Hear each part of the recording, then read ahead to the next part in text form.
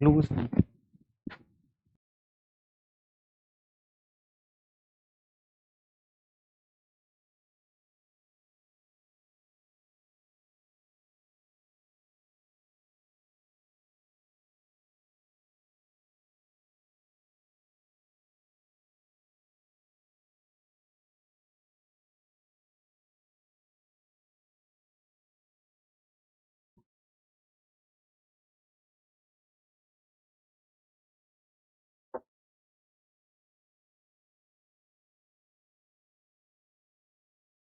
Live है.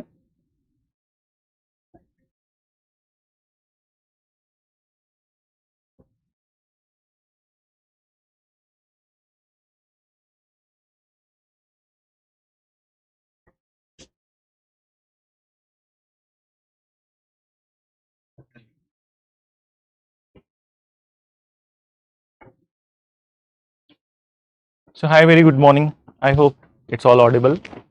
So, uh, so today is our second class of ancient history, and then last day. So let's revise that what we did last day. So last day we were going ahead with the timeline of the ancient history. So in ancient history, I hope you all were comfortable with the timeline that we have written, and it's in a simplified manner. So we'll further proceed with the timeline of the medieval history, and then a small discussion on the sources of history. So small discussion on sources of history, and then onwards we'll move to the Paleolithic age of India, that is Stone Age of India. So without delay, let's start with the second part of the timeline. So last day we had discussion on ancient and early medieval India, and the last dynasty timeline that we mentioned was mainline Chola dynasty or early Chola, that imperial Chola dynasty. So medieval history, as far as the background of the medieval history is concerned, it all comes from the whatever developments which happened in the medieval period, it all comes from the invasions, Islamic invasions from the Arab world. So the very first Islamic invasion in India was in 712 AD. Then, so it's a timeline from early medieval period, and it's a timeline, you can say, that after the death of Harshvardhan. So in 712 AD, it is Muhammad bin Qasim of Saudi Arabia who attacked on Sindh, and that was the first Islamic invasion. But after that, there was a pause for some time, and second invasion happened in 1100s then, and the third invasion was in 1200s then, so 12th century to be very precise. So Islamic invasions are the background to the medieval history of India, because after these invasions have happened, there is establishment of the Delhi Sultanate, and Delhi Sultanate will start from 1206 to continue till 1526, and 1526 is the timeline of the Mughal power establishment in India. Then, so it's just a overview we were talking about. Let's do the detailed exercise related to it. So we will have discussion on it. ठीक है? Just wait for it. Kishore came from Central Asia. This period is called as Vedic period because they. So yeah, you will understand here. Then see that there is something that we don't understand right from the beginning. So let the course move little ahead. In fact, some of the queries that you might be having will all be addressed without you being asking. So let's go with the flow. Let's take the things one by one, slowly and gradually. So starting with the, so give me 1 minute, timeline of the medieval history. Okay, so timeline, give me this pen is, there's no other pen, is it?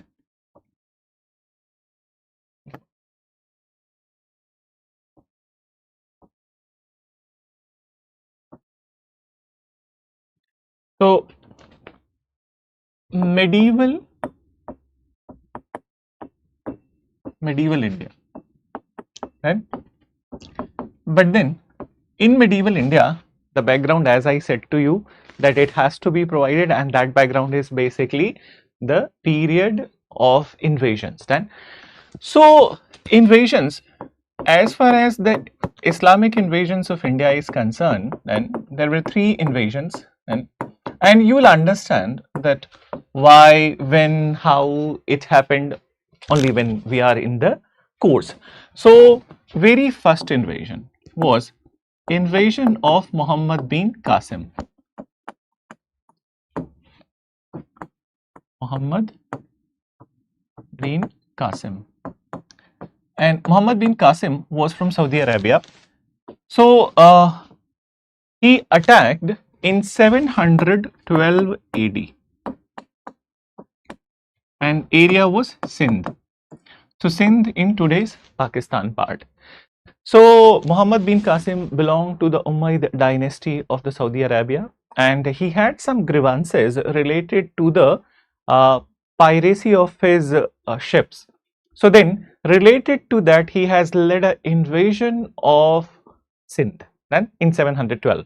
But this invasion of Muhammad bin Qasim, though it was ferocious, but it was short-stayed, and moreover, it did not lead to any kind of establishment of the Islamic power in Sindh. But one thing which happened at this time is that further popularization of Islam in that area, and apart from it, trade contacts between Sindh and Arab world, and then also the other parts of India further increased. So we will have a detailed discussion on it once we are in the particular class of this Islamic invasion of Muhammad bin Qasim.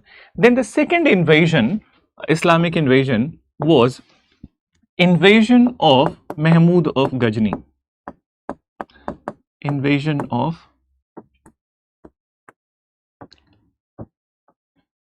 Mahmud of Ghazni.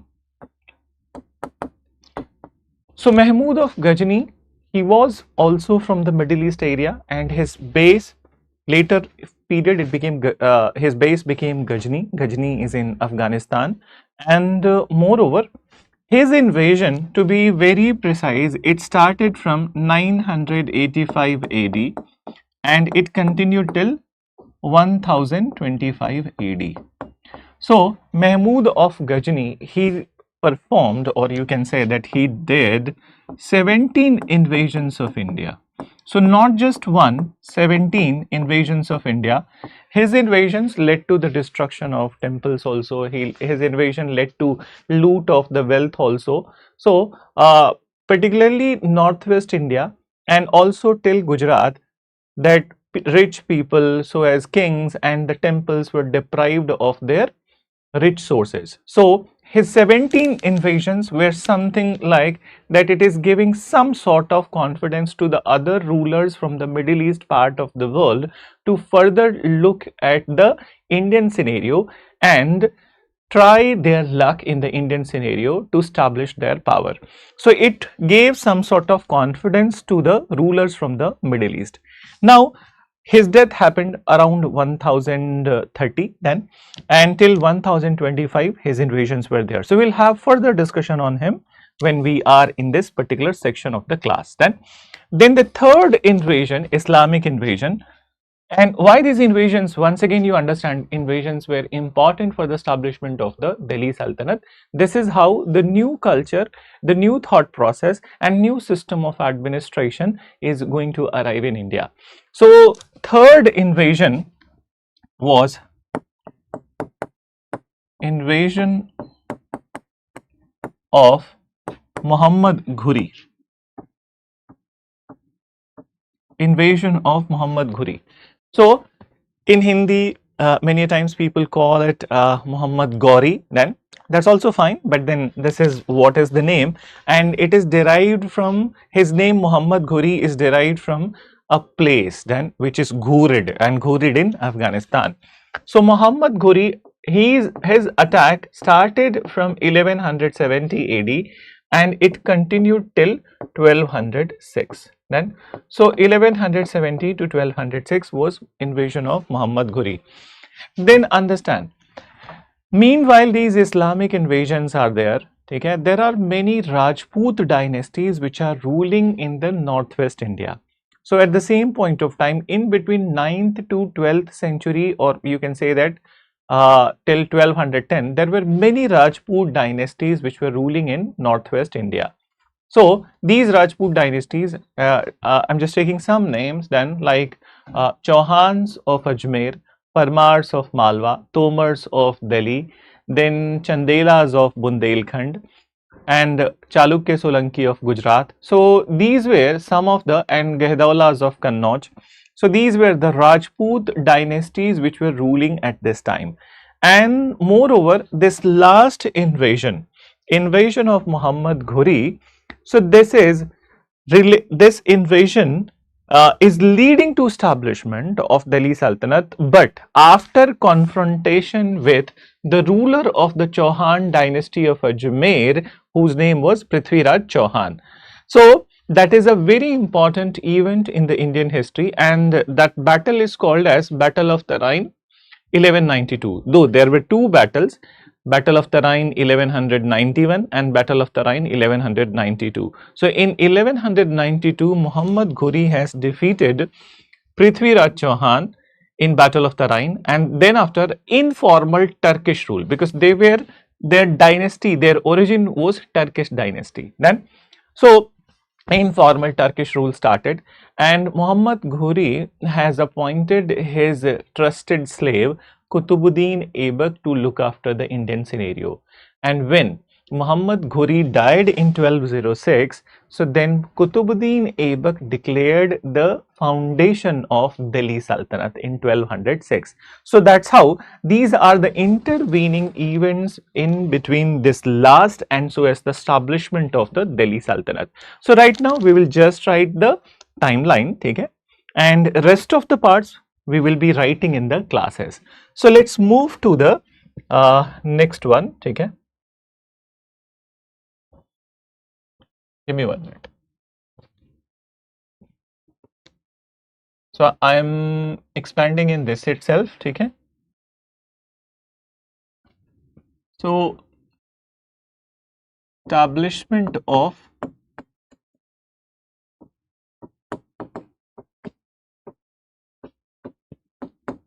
Delhi Sultanate.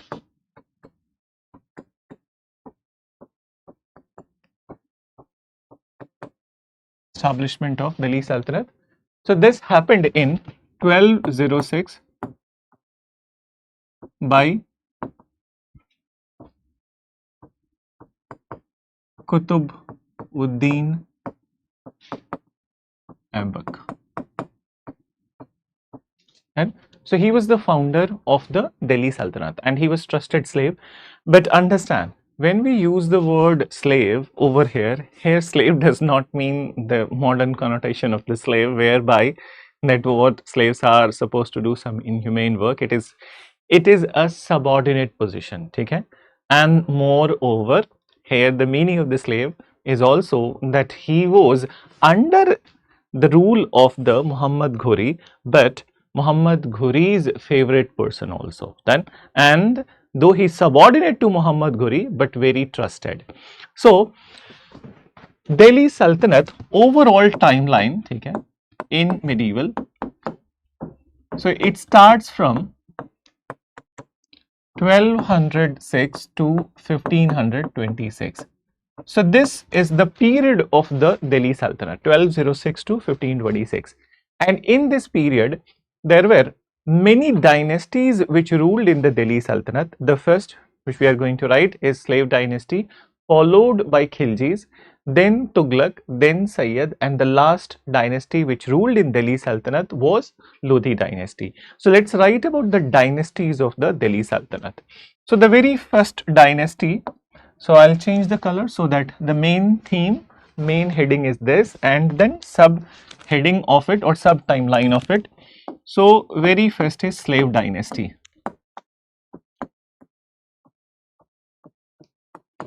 Slave dynasty. And Slave dynasty, as we mentioned, 1206 establishment, and it continued till 1290. So we will talk about all the rulers who were there during the Slave dynasty period. So three important rulers would be in the discussion in the classes, that is Kutubuddin Aibak, his tenure, Iltutmish. So as Iltutmish daughter Razia Sultan, and the major discussion would be surrounding around Ghiyasuddin Balban. Then, so just for your information, I'm writing those names. Then don't write their specific periods. Specific periods will be writing in the class. So over here, I'm just writing the important rulers over here. Then so Kutubuddin Aibak already you have written, but still you can mention.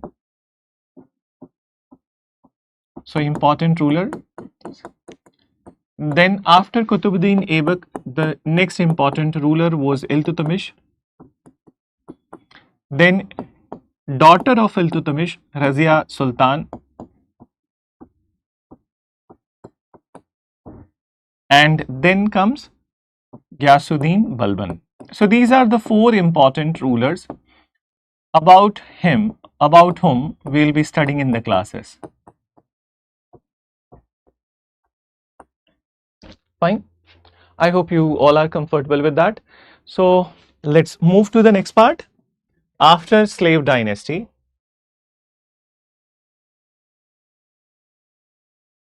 fine. So the next one is after slave dynasty, Khilji dynasty. If any color on this board is not visible, let me know. I'll change the color. I hope these all colors. Now I'm using green color. So Khilji dynasty. So the next dynasty, as we are writing Khilji dynasty, it got established in 1290 and it continued till 1320. So interesting about Khilji dynasty is that it was a short-lived dynasty, only 30 years, but very impactful in the scenario of the Delhi Sultanate. And in fact, one of the ruler of this dynasty, that is Alauddin Khilji, was regarded to be the most powerful ruler of this dynasty till this date. And so two important rulers, we'll be having discussion on them in the classes. First would be the founder of this dynasty, Ghiyasuddin Jalaluddin Khilji, and then after he is followed by his nephew Alauddin Khilji.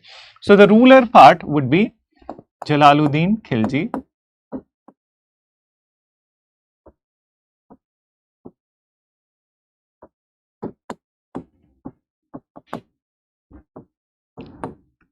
Jalaluddin Khilji, and then we will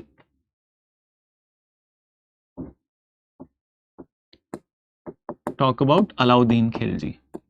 So these two important rulers, what all happened during their tenure, what were the initiatives of these two rulers done. So everything we will have a discussion.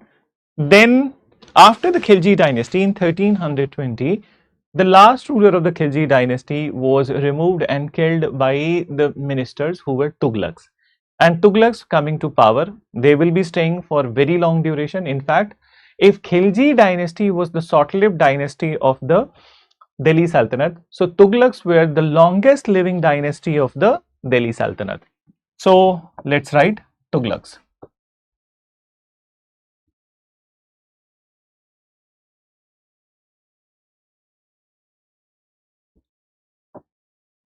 So Tughlaq dynasty.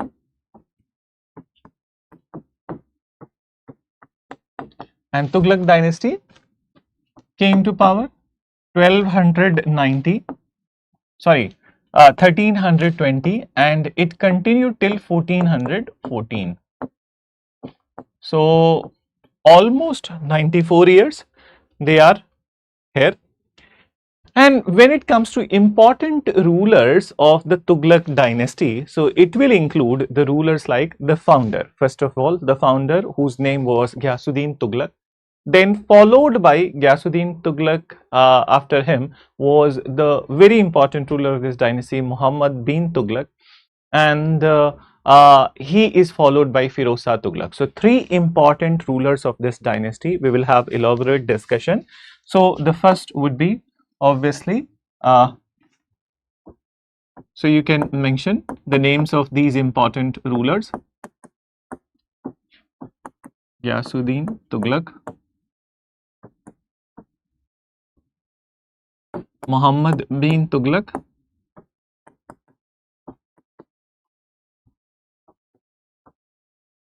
and the last one would be Firuz Shah Tughlaq.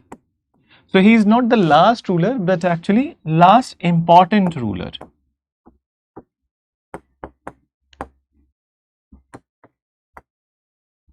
Fine.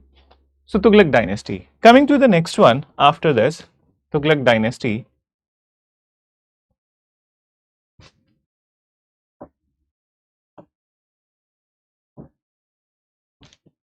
So Sayyid dynasty. It was also a very short-lived dynasty. So Sayyid dynasty was also not there. Oh, it was not there for a long time. It came to power in 1414 and it was removed from power in 1451 AD. So Sayyid dynasty, we don't have so many names. Only one ruler about whom we will be having discussion, that is Khijr Khan. Khijr Khan. But in history part, contribution of Sayyid is very small, but in the part of architecture of medieval India, they had immense contribution. So whenever you are studying architecture part in art and culture classes, so then I'll further very elaborately talk about their architectural initiatives. Then coming to the last ruling dynasty of the Delhi Sultanate, that is Lodhi dynasty. Lodhi dynasty. It ruled from 1451 to 1526. So Lodhis were the first Afghan-based dynasty of Delhi Sultanate. Rest of the dynasties which we have mentioned, Upar ki taraf ke charo, all of them has a Turkish origin. Then, but this was the first Afghan-based dynasty of the Delhi Sultanate. And as far as the important rulers of the Lodhi dynasty is concerned, so important rulers include that obviously the first would be founder of this dynasty, that is Behlul Lodhi, followed by Sikandar Lodhi, and the last ruler was Ibrahim Lodhi. So mention their names.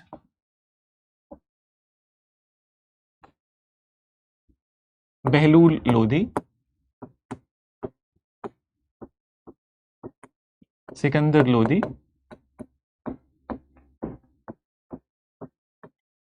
and Ibrahim Lodhi.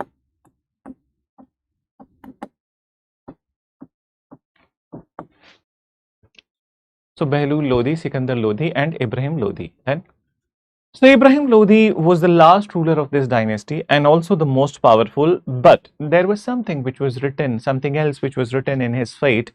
So Ibrahim Lodhi was the one who got defeated by a ruler from Afghanistan who was originally from Uzbekistan, and the name of ruler was Zahiruddin Babur. Then, so in 1526, the historic first battle of Panipat happened, and in this historic first battle of Panipat, Ibrahim Lodhi was thoroughly defeated by Babur.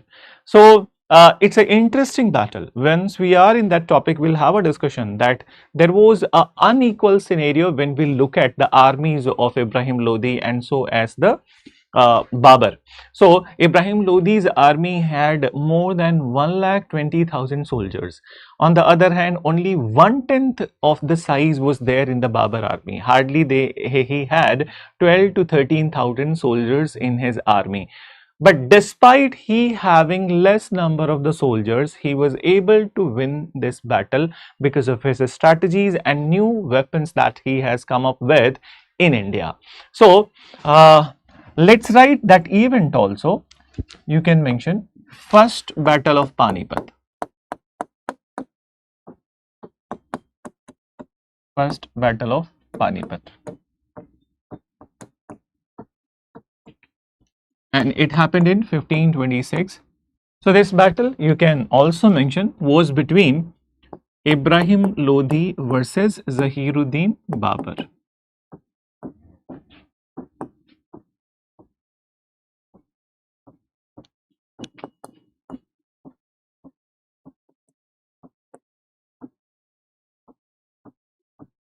Fine. So now we have seen the timeline of the medieval India, particularly the Delhi Sultanate. But in this duration of 1206 to 1526, there are some regional dynasties also. And these regional dynasties, the most powerful is the Vijayanagar kingdom, and second was the Bahmani kingdom. So, let's write a title, Regional Dynasties of Delhi Sultanate period. So, mention a title in your timeline.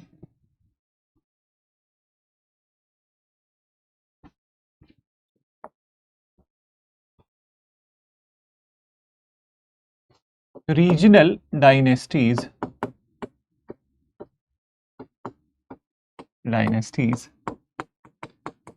of, so Delhi Sultanate I am writing as a DS, ठीक है? I hope you are able to understand. So Delhi Sultanate period.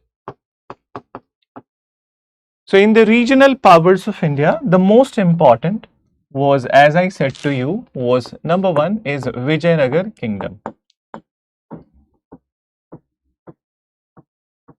Vijayanagar kingdom, and Vijayanagar kingdom timeline will start from 1336 to 1640 AD. And so 1336 to 1640 AD, and in Vijayanagar kingdom also there were 4 dynasties which have ruled. So I am writing the name of those 4 ruling dynasties of Vijayanagar kingdom, and these ruling dynasties are, so very first in this part, Sangama dynasty.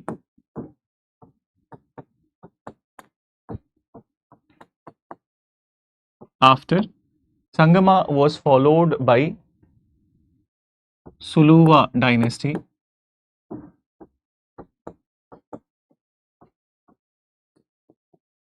Then third is Tuluva dynasty.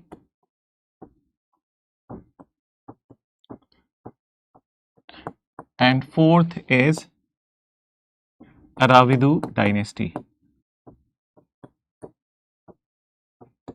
So these were the 4 dynasties which ruled in Vijayanagar and over the period. So starting from 1336 to 1640. Then the second regional kingdom of this period, Delhi Sultanate period, was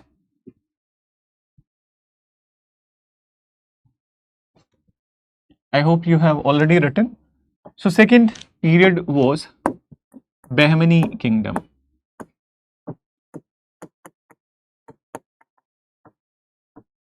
Bahmani kingdom, and Bahmanis were also founded by 1340. They were founded by 1347, and their rule continued. So as a combined kingdom, they are there till 1527, or uske baad there is a fragmentation of the Bahmani kingdom. So I am writing the combined period that is there till the 1527, and then after the fragmentation will happen. Done. So we'll see about the fragmentation once we are there in the classes.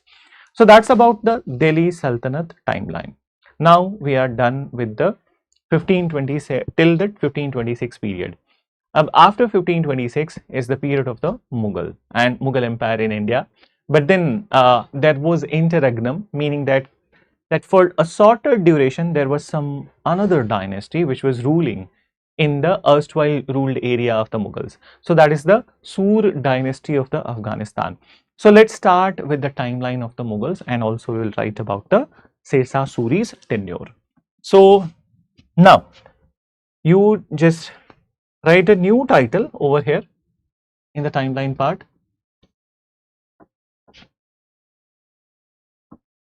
So Mughal Empire.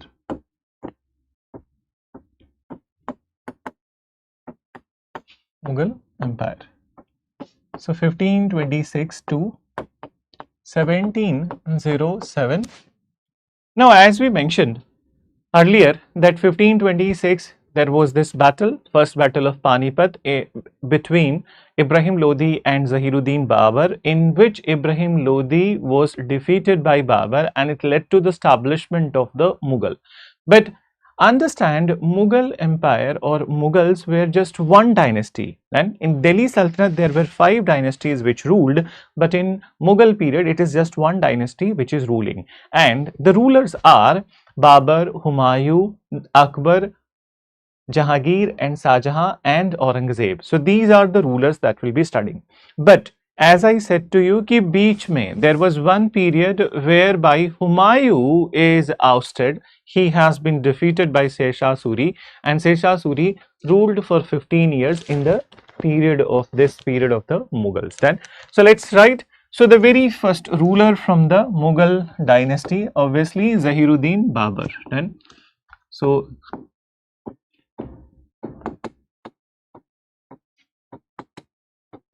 Zahiruddin Babur, and his timeline in India 1526 to 1530.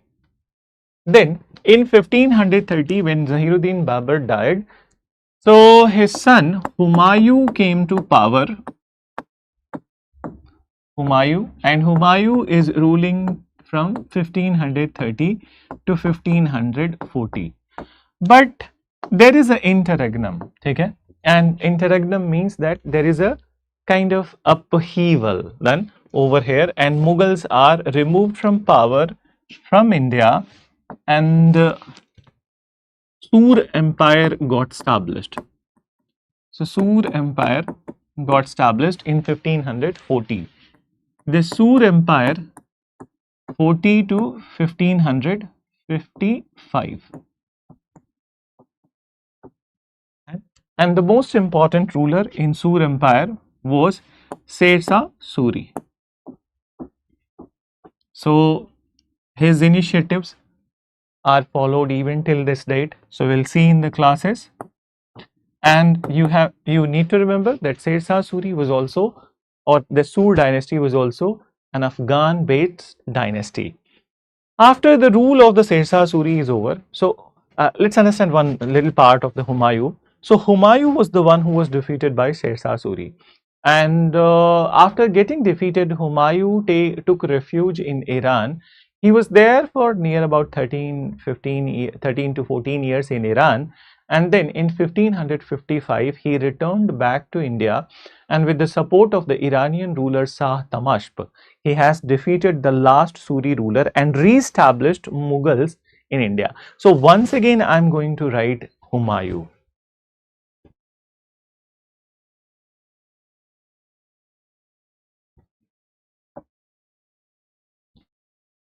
So once again, it all starts with the Humayun.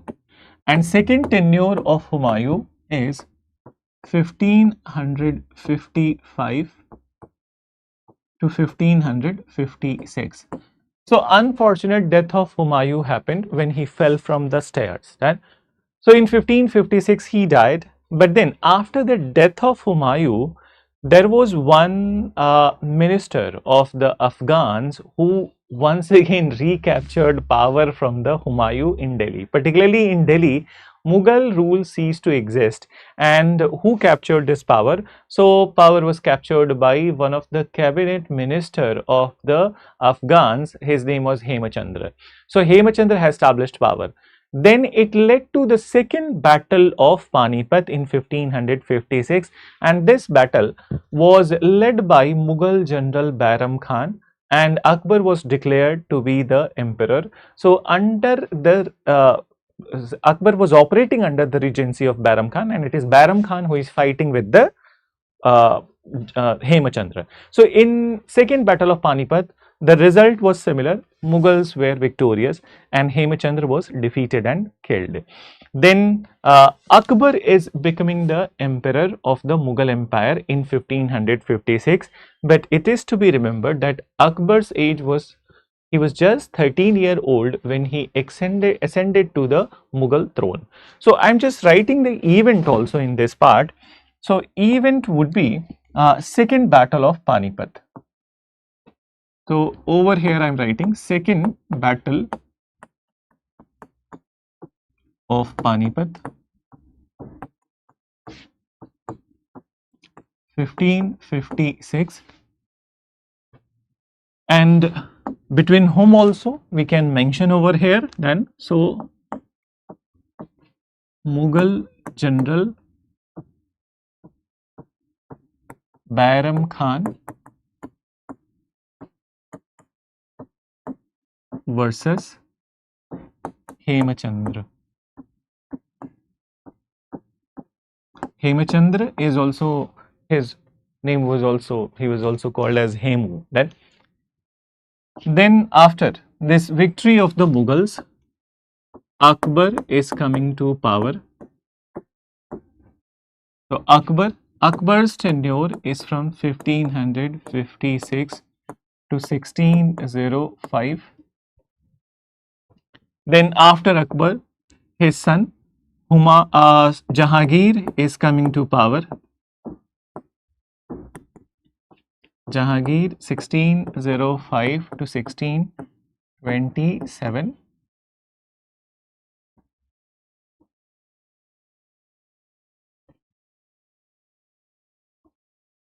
Then Jahangir followed by his son Shah Jahan.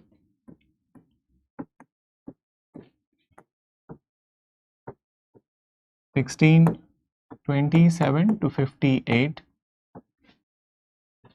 And after Shah Jahan, the last Mughal ruler is Aurangzeb. 1658 to 1707. So 1658 to 1707. So now this is the timeline of the medieval history. Then, and understand, so Aurangzeb's tenure is ending in 1707, and end of that Aurangzeb's rule or death of Aurangzeb's rule is the end of the medieval history for our academic purpose, for our syllabus purpose. And what starts from 1707? Early modern India. So the rest of the timeline you will see in the modern Indian history. So 1707 onwards will be the modern Indian history. Uske pehle ka whatever that is there, that is basically that medieval history. But understand that during this tenure of the Mughals also, there was a very powerful regional kingdom, and that regional kingdom was the Maratha Empire. Then, so powerful regional kingdom, I'll write during the Mughal period. So give me 1 minute.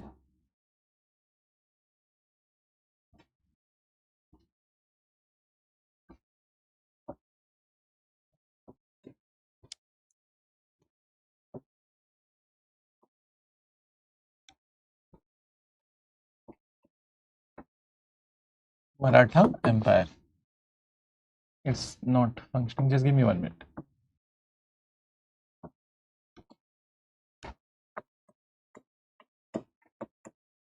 Maratha Empire. So Maratha Empire was established by Chhatrapati Shivaji Maharaj in 1674.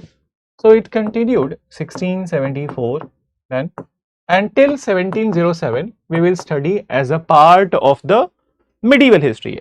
But a part of the Marathas rule is also there in modern India, which is the rule of the Peshwas from 1710 onwards.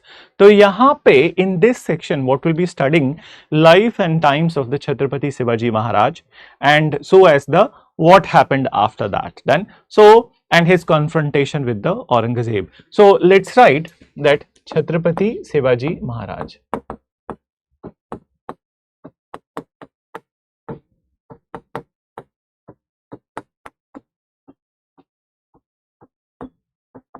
So this is that his life and times we'll be studying in the Maratha Empire.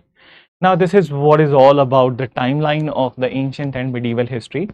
And moreover, I would just recommend to you that when you have already written these entire timeline, so leave one page in your copy so that whenever we are in the classes, okay, and whenever क्या आज से ही we are starting.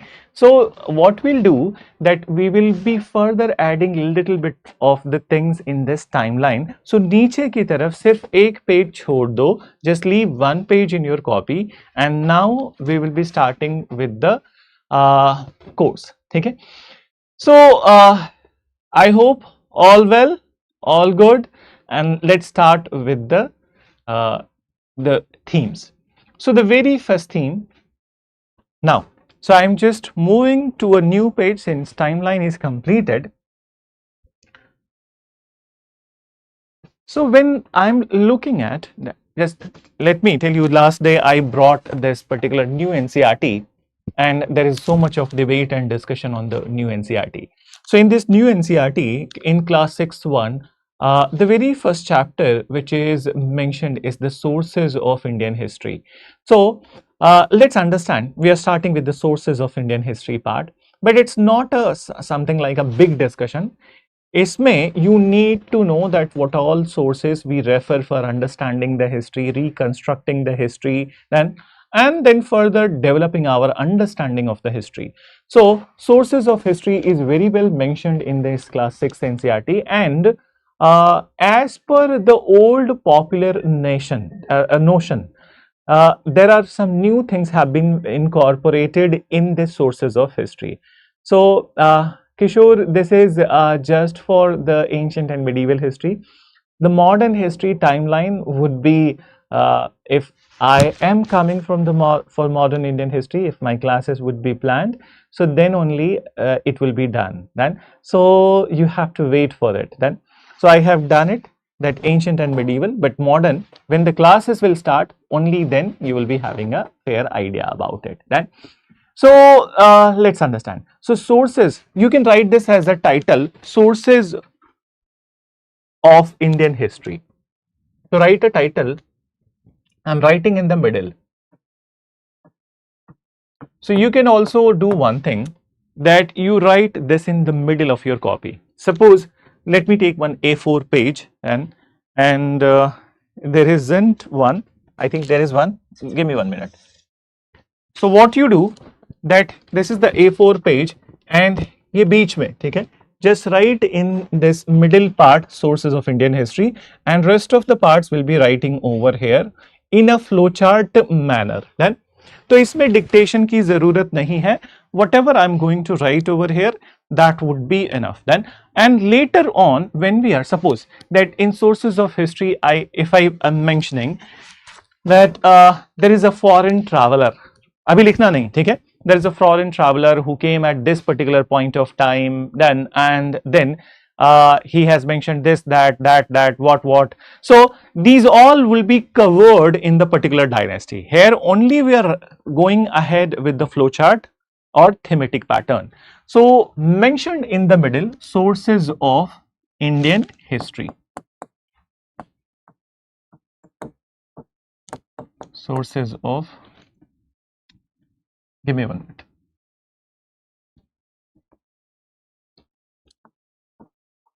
Sources of Indian history.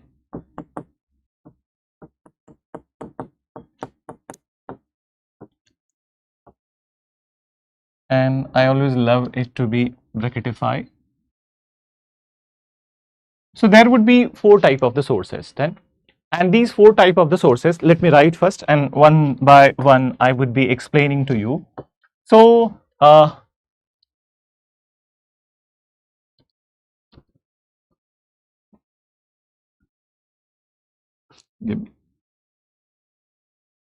archaeological sources.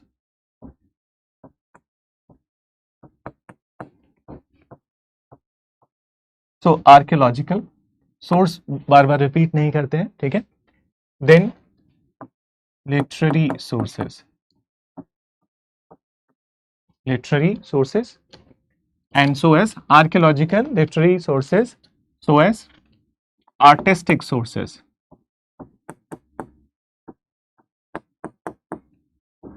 Artistic sources. And oral tradition. So these are the 4 sources of studying the Indian history. So archaeological, ठीक है, archaeological का spelling गलत है, ठीक है, just correct it. मैंने ही गलत लिखा है. So just give me 1 minute. Archaeological sources. Then, so archaeological sources, literary sources, artistic sources, and oral tradition. So let's start with the, out of all these all, let's start with the very first one. What is the archaeological source of studying the Indian history? So when it comes to archaeological source of studying the Indian history, it is basically related to archaeology. I hope you are aware about what is archaeology, but if you're not aware, so definitely I'm going to further elaborate on it then. So archaeological sources are the one which we get from the excavations. Then, so excavation, Hindi में word use करते हैं ना कि खुदाई, ठीक है. So if that some sort of excavation is happening and something is coming up from that excavation, so many methods are followed to study that, to decide the timeline of that material, and then accordingly some sort of history is reconstructed. So in archaeological sources, what all things are there, एक बार लिख के and then I'll further explain. Then, so in archaeological sources, inscriptions,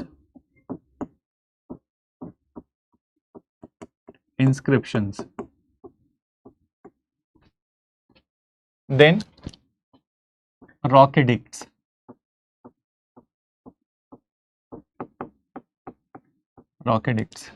and then coins,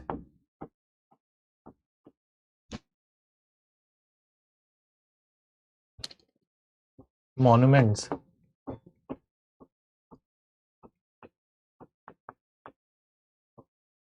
mounds. Right? So let's explain one by one. Inscription. So when it comes to inscription as a source of studying history, there are many dynasties of ancient India. So as in the some dynasties in the medieval period also, that they were known for writing inscriptions. So one very important example in the inscription scenario is the inscriptions released by Ashoka. So if in today's time we are able to understand the history of Ashoka, so as reconstruct that what happened during his period, so that is because of the inscriptions which were written by Ashoka in the different parts of the country. In fact, inscriptions of Ashoka, his rock edicts also, are spread throughout the length and breadth of India. And so from South India to North India, East India to West India, even in Afghanistan and Central Asia. So inscription and rock edicts of Ashoka, that could be one example. Then coins. So from the coins also, अभी just यही part लिखो, ठीक है? Rest of the things, so जैसे as I mentioned na, that Mauryas and then Ashoka's inscription, so those will be mentioning in the classes. Then यहाँ पे just understanding that what all sources we take for understanding history. Then coins. So coins are also very important part of understanding the history. For example, in Indus Valley civilization will be studying about the seals, and seals are believed to be one of the earliest coinage. Then apart from it, when we further move into the Mahajanpad period, remember the last day we wrote that in 6th century BC there was rise of 16 Mahajanpadas. So in this period there was a beginning of the punch marked coins in India, and the first metal which was used for creating coins was silver in this period. So then we get to know that what all symbols were created on these punch-marked coins. Then after, in some other periods, we are further getting to know that at the time of the Mauryas, what type of the coin, at the time of the Guptas, that coins were bearing the image of the king, queen, and the goddess like Lakshmi, Saraswati, goddess Durga. So these all images are there, and these coins are also giving us indication or some sort of information that what religion they followed. For example, coins may, if I have to quote an example, don't write any of it, just write this part. Once again, I'm emphasizing, because that you'll be writing in the pure classes. Then, so in that particular topic, so Kushanas. Kushanas also came from the Central Asia. They established their rule in India by 65, and one of the very important 65 AD, and one of the very important ruler of this dynasty was Kanishk. So when we look at the coins of the Kushanas, so their coins were bearing the image of the Lord Shiva. So this is also giving us information that maybe they were devotees of the Lord Shiva. Then, so in this way, we get to know. In fact, when I come to the medieval history part, so Akbar released Ram Sita coins also. So right now we are, today is the 9th day of the that Navaratri, and it is also associated with the goddess Durga and so as the Lord Ram. So let's go ahead with this information. So Akbar released Ram Sita coin. Then, so though it was very unusual on the part of any Islamic ruler, but he did it. Then, so that is also we get to know that very often Akbar is told to be one of the greatest rulers of the medieval period, and moreover he was known for his good governance, and he was also known for his tolerant behavior. So we get that information, his coins also, that he released some sort of this type of the coins. Then coming to archaeological sources में monuments. So monuments में that very important is that Indus Valley civilization. जब we are going to study Indus Valley civilization, so actual में we reconstruct Indus Valley civilization information on the basis of the town planning of the Indus Valley. कि उनका town कैसे बना था, ठीक है, what was the layout of their town, what are the different types of the arrangements which were there in the Indus Valley towns, and on the basis of it we are able to figure out कि people of Indus Valley civilization were very hygienic, they had a very greater sense of hygiene, then they has a greater sense of the traffic also, then there were drainage, there were roads, and there were regular cleaning of the drains. So these all, when we are looking into it, so societal behavior also we are able to predict on the basis of the monuments. Then mounds. So mounds are basically, stupa is what? Stupa is a monument also, but then it started with the mound. So from the mounds we get information that what is inside it then, and what kind of practice people followed.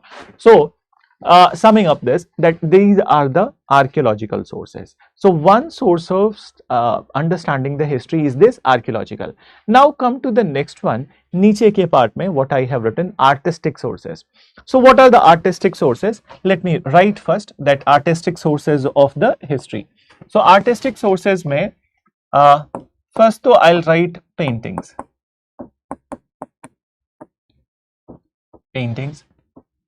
Then sculptures, paintings and sculptures. So after completion of this part, we are going to start with the Stone Age. And in Stone Age, there are two ways of understanding the human history. Is एक तो the stone tools which were used by them, but the second one, that some part of the Stone Age is understood through their paintings. So early human beings used to create paintings inside the caves, and these paintings, the themes that they have painted, on the basis of it, sometimes we are able to predict that what was societal, cultural, behavioral aspects of the that prehistory of India. So paintings are artistic sources. Then sculptures. So sculptures are also very important source of understanding history. So for example, that in Indus Valley civilization, when we come across the sculptures of the mother goddess, and we come across the sculpture of bearded priest, so on the basis of it we are able to predict, we are able to infer that in Indus Valley civilization female deities or a goddess was worshipped, so as the god was also worshipped. So these kind of inferences can be drawn. Moving ahead from the Indus Valley, the other periods, that sculpture making of Buddha, sculpture making of Lord Shiva, sculpture making of Lord Vishnu in different areas of India, is indicative that in which area which god was worshipped and who were the patronizer of that art, who were patronizer of that sculpture. So you get to know a little bit more about the history from the sculptures. So we'll come to the literary sources little later on, and let's come to the oral tradition. So oral tradition, now understand, okay, this is something which was often neglected. so which was often neglected. And moreover, there are n number of the people who used to say that oral tradition cannot be trusted. Then what is oral tradition? That what existed in local legends and the folklores. Then so let me write what comes under the oral tradition: folklores and genealogical history, genealogical tradition. I'll tell you what is the meaning of it. I know some of the words. I hope this genealogical, which I have written, you may not be knowing the meaning of it. Then some of you obviously must be knowing, but not all of you. So I'll explain that what is genealogical. Don't be afraid of this, that I have written some sort of jargon on the board, which I will not explain. That will never happen. Then, and if you're not able to understand, just let me know. I'll try to explain it to my best of the capabilities. Then, so what is in the oral tradition? What is the folklore? Then Hindi में कहूँ तो लोक कथा. Then I hope all of you have heard about the loka katha. So what is in the folklores, that you must have heard that your grandparents, your mother, your grandparents, they had to tell something, some story, some history of your family, your kul, your unit. So this is also one source of the history. So not all of us know about that, what is the previous 3-4 generation of our lineage. Then, but then some of us know. I know the previous 6 generations of my family. But from where I know it from the Lok Katha. Then I know it from that my own grandparents, that they told me, and then I am passing it on to the rest of the members of my new members that of my family. So now, so folklore, lok katha is also one source. And what is genealogical tradition? Genealogical tradition is basically more related to the gods. Then so more related to the gods and their stories. So in the different ages, different type the god related stories emerged, and these stories not only tell about the faith of that time, that what kind of faith people have practiced, and what kind of devotion, what kind of culture people have practiced, and who all are the important gods, goddesses. Then so it is basically that story of the god tradition of India. Then so that is also one very important source of history. Now coming to the most important, because this is from where we get to know majority of the things, and that is the literary source of the history. So in the literary source of the history, I'm just doing like it because there would be n number of the things in it. So in the literary source, that first would be the historical writings.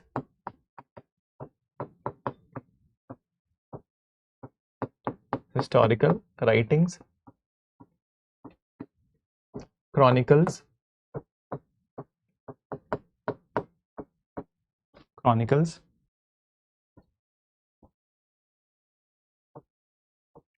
account of foreigners,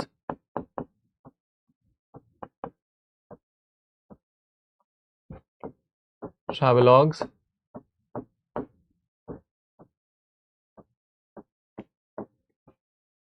manuscripts,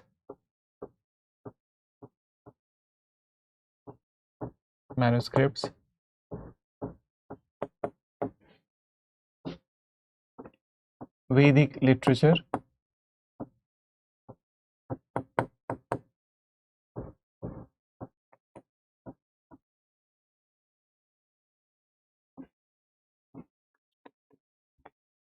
Indic literature. So Vedic comes under the Indic literature only, but I am writing it separately also. So let's look at what I have written over here. So literary sources mein, I hope it is all visible to you, and you are. See, Abhishek, see that Abhishek has written genealogical tradition. Can we call it a myth or mythology?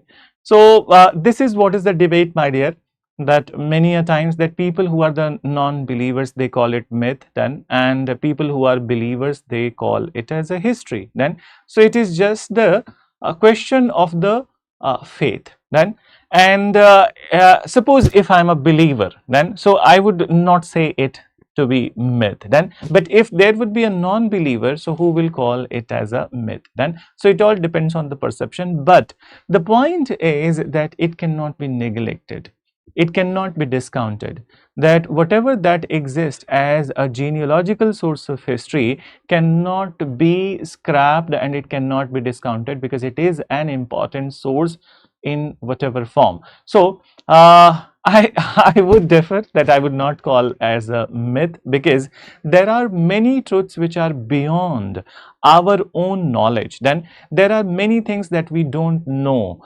and when it comes to the question of the God, then it is all about your intuition, your faith, your own personal experience, and that drives you towards the religion. But when you haven't experienced, you might not have the same view. So in this, I would say that there are the realms which is beyond our own recognition. So better to go ahead with the folklore tradition and the stories of that time, and then just believe in one almighty then. So anyways, just moving ahead with the part, let me explain to this. So historical writings then. So historical writings, as we know that there are historians who are doing their research work, and who are going and studying many such parts of the previous ages. They are also reading the archaeological sources, oral tradition, artistic tradition, and then on the basis of their historical writings are there. Then apart from it, what is chronicles? So chronicles are basically that in there used to be the court historians, and court historians, they used to write the chronicles of the king, meaning a timeline bound history of the rulers. So for example, if I have to take one example, so there is a very famous writer from the ancient India whose name was Vishakhadat, and Vishakhadat wrote a book, Devi Chandraguptam. So Devi Chandraguptam is a chronicle about the rule of the Chandragupta II, the Gupta ruler. Then similarly, Akbar Nama was written by Abul Fazl. So it is not only that the reflection on the rule of the Akbar, but it is also providing the chronicled rule of the Akbar. So chronicles are also very important. Then account of foreigners. So account of foreigners is also very important source of history, because a large number of the foreigners visited India in the due course of time, and these foreigners, starting from the very long time, that even during the tenure of the Mauryas, there were the foreign people who were coming to India from Egypt, Syria, and so as the Middle Eastern part of the world, Central Asia. उसके अलावा ठीक है, a good chunk of the Chinese Buddhist travelers have come to India, like Fahian, Huensang, Itzing. Then so their accounts is also very important source of history. Then during the Vijayanagar kingdom, large number of these travelers, they have come from the European part of the world. Fernão Nunes, Niccolo Conti, Domingo Pace. So these names which I am taking will be writing in the particular section. Right? So their accounts are also important source. Similarly, there were many travelers who have come at the time of the Mughal period, Francoist, Bernier, then so their accounts, then so as the Arab Moroccan traveler Ibn Battuta, and so as the Al-Biruni. So their accounts are also very important source of reconstructing the Indian history or understanding the Indian history. And then some of them are writing the historical things, this foreign account, but some of them are writing travelogues. So for example, Marco Polo's travelogue, then Ibn Battuta has also written travelogues. Then so travelogues are where, meaning that the people who are traveling from one country to another country and they are writing about their experiences, that is important source. Manuscripts. So manuscripts are the one that handwritten that historical details on the palm leaves. Then so you will get to know that what is exactly manuscript once we are in the art and culture classes also. So manuscript is an artistic way of writing on the palm leaves. Then so they are also very important source, and particularly Buddhists used to do the manuscript writing. Then Vedic literature. So Vedic literature is not just the literature related to the religious practices, but all the Vedas. There are Rigved, Yajurved, Samved, Atharved. They are very important source of the history. They tell you about the political, economic, religious, social practices of the time of the ancient India or Vedic period. So that is one. And what is Indic literature? Indic literature is basically that India-based literature written by the Indian historians on the basis of their research. So this is what is about the sources of history. So I'll just give you 1 minute so that you just complete this part, okay, if you haven't written, and then after I will continue with the next topic. So I'll just have water meanwhile. Give me 1 minute.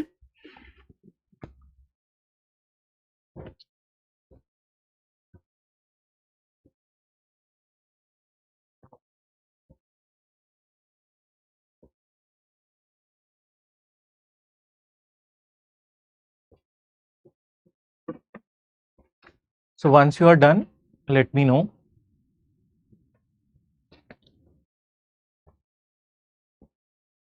And you can also click. I have seen in my classes that people used to click the photos of the what I have already written.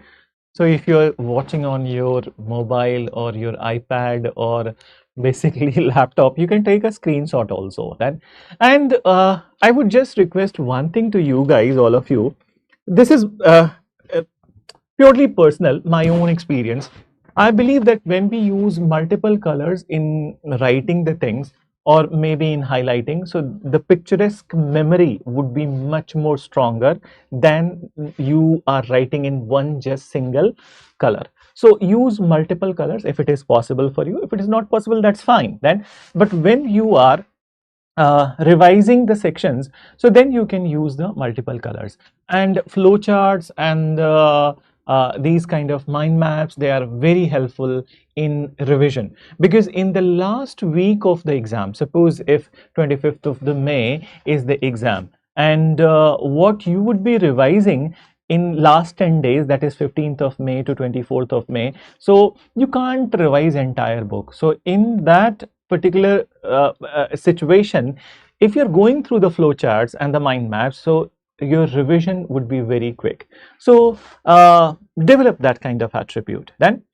So now let's go ahead with it.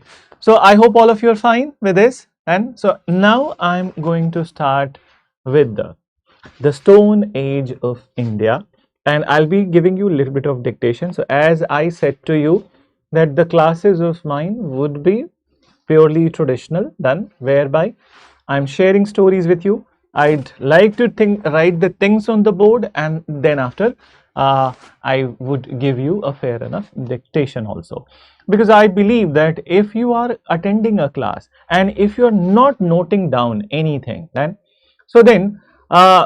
today in these 2 hours you might have understood that what I have taught, but maybe after 2 or 3 days when you are revisiting it, so you will forget it because you haven't written in your own handwriting. So chalo, let's start with the without delay, let's start with the next part. So I hope all of you have already written, and so Stone Age in India.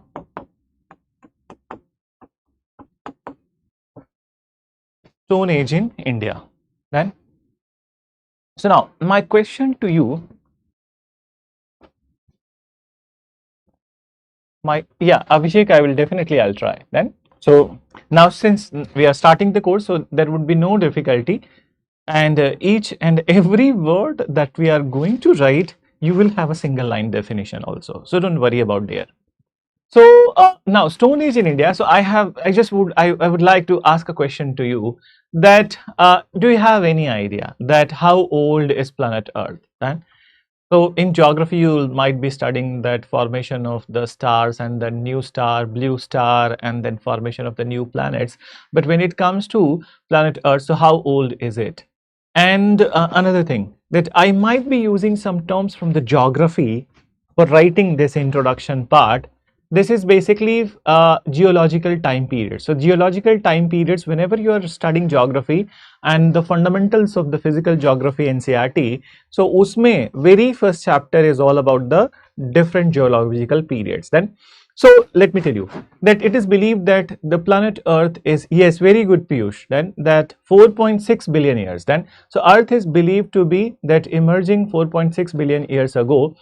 But then when it comes to the emergence of the human beings, then, so I hope you know the scientific name of the human beings, that we all, we are called as Homo sapiens. But so Homo sapiens, when was the emergence of the Homo sapiens? I'm not asking the primates, I'm not asking the mammals, but I'm asking that which timeline can be attributed to the emergence of the Homo sapiens? Any idea? So anyone in this class who would like to tell? So any idea? Chalo, I'll tell you, okay? So it is precisely as per the new NCERTs also, they are fixing it not 4.6 there. 4.6 billion years is for the Earth, then planet Earth. But then Homo sapiens, the species of the human being, appeared 3 lakh years back. Then, so 3 lakh years back, and as far as the Homo sapiens history is concerned, unke pehle there were other human beings also, okay, not like us then. So Homo habilis, erectus, and so as the that there were many names which were given in the different parts of the world, Peking man, Beijing man. So I would say that this will become content heavy if I take on these names, because these are the anthropological things. So just leave it then. So understand. So after the emergence, or after the origin of the Earth, then, so after the origin of the Earth, that the first development would be that as far as the life on the planet Earth is concerned, is must have been the development of a single cell, then single biological cell, then single biological cell, then viruses, fungi, and viruses, fungi, and bacteria, and from them different type of the animals. Then, so multicellular organ, multicellular element, and then after that amphibians, mammals, primates. So these all that you study in the biology. I'm not teaching you biology, but just starting with it. Then, so now when it comes to the appearance of the human beings, so appearance of the human beings happened in the middle of the Pleistocene epoch. This is what I was saying, that I'll be using some terms from the geological time period. So middle of the Pleistocene epoch, then, so you'll be studying these all epochs or geological times in the geography. So human beings appeared, but when it comes to the maximum development of the human beings, it happened in the Holocene era. So Holocene is considered to be the era in which human being species Homo sapiens have appeared. And Holocene ki agar jo baat kare, to it will be closer to 3 lakh years ago. Then, so the maximum development of the human beings happened in the Holocene era. Moving forward from the Holocene part, that Homo sapiens who have appeared. So when we look at the early human history, or basically the prehistory of India, so these early human beings of India, they were in the stage of the hunter-gatherer then, and they used to live in a wild situation. They were nomadic, always on the move, and they were dependent on the wild produce. So wild produce also includes the plants then, but it also includes the animals then. So hunting gathering stage was there. And as far as reconstruction of their history is concerned, so the initial artifacts which were taken into the consideration was the stone tools which were used by them. And on the basis of the stone tools used by them, historians classified the prehistory of India into 3 periods, that is Paleolithic, Mesolithic, and Neolithic. But the Paleolithic period existed for a very long duration. And even in the Paleolithic period, there are 3 subdivisions which we wrote last day: Lower Paleolithic, Lower Paleolithic, Middle Paleolithic, and Upper Paleolithic. So do one thing, just let's write. And if the dictation is going to be fast, so then let me know. I'll slow it down, because Obviously you are not in front of me, you are writing. I'll try to keep it moderate then, so that all of you are able to write. But if it is not happening, so just let me know in the comment section. I'll slow it down. But remember one thing, that in the initial classes I may keep the speed to be moderate, but in the later classes you have to speed up then, because in exam you are the one who is going to write 20 questions in 3 hours. So you have to develop ability to write little faster. And in some other classes I'll just share with you that how you can improve your handwriting speed. There are proven techniques to improve your handwriting speed, but not today.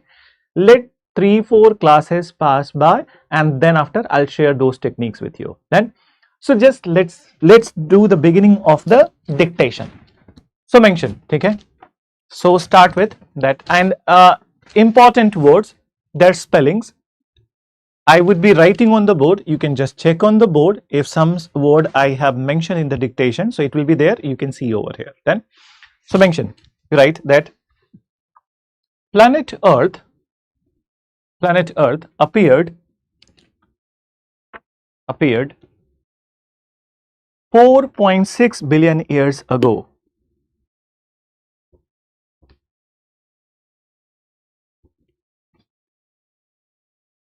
4.6 billion years ago.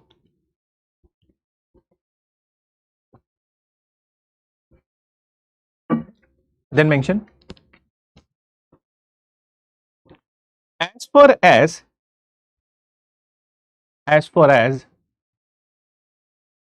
emergence of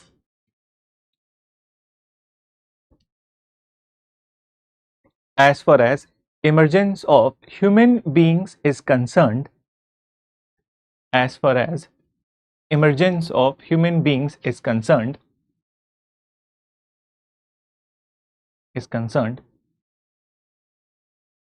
comma,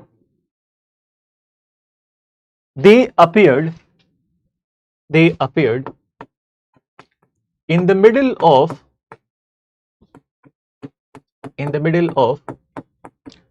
Pleistocene epoch. You can see spelling on board. They appeared in the middle of Pleistocene epoch.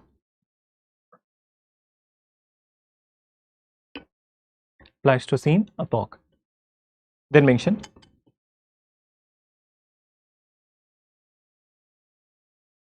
the maximum development of human beings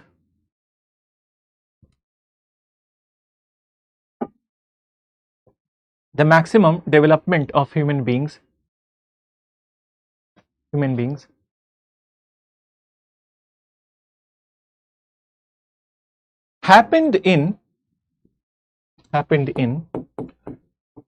the Holocene era. And in brackets you write Holocene is the recent era.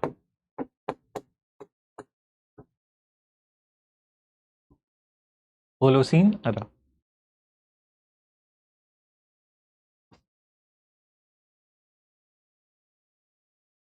Full stop. The evolution of human beings, full stop के बाद लिखना, ठीक है?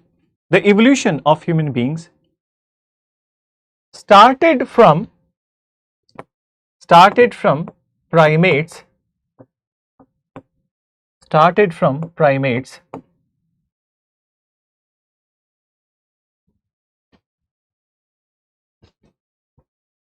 to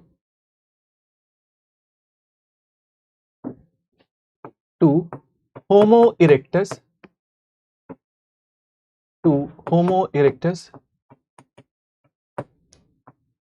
and finally the recent form Homo sapiens.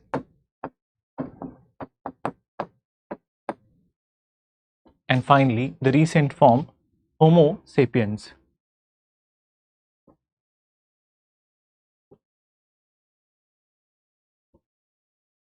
Homo sapiens.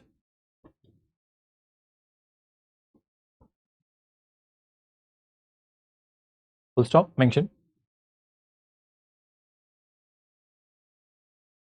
studying the history of early human beings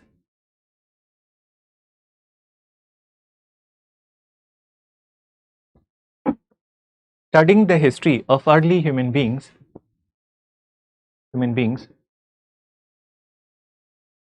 was a daunting task was a daunting task,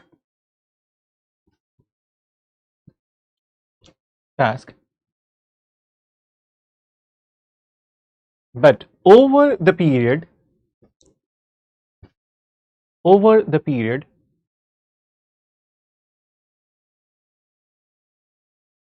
due to the efforts of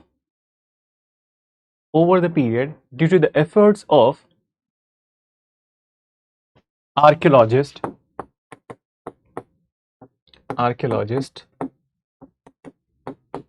historians,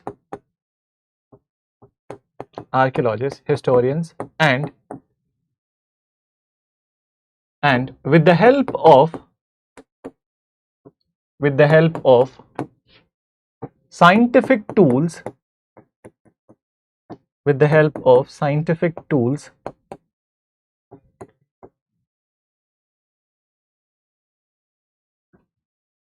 tools, early human history, comma के बाद लिखना, early human history was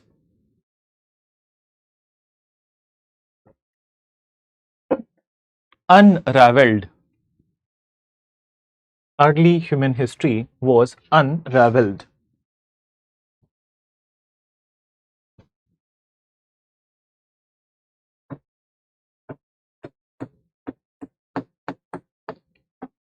Then unraveled. Then mention after it, early human history was unraveled.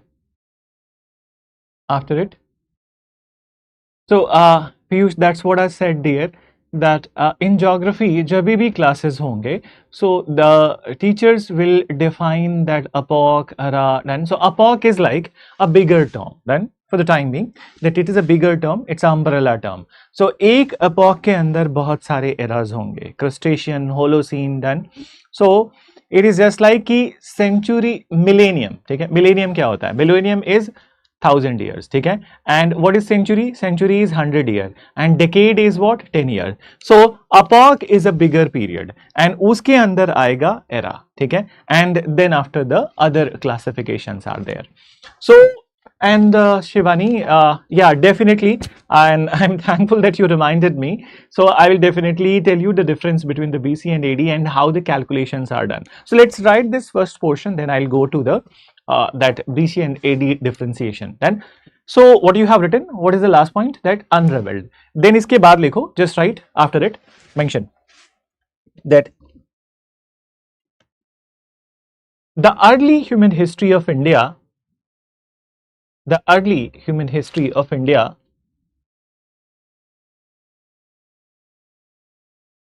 was understood and reconstructed.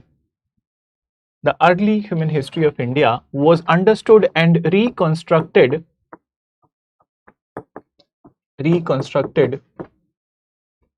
on the basis of stone tools,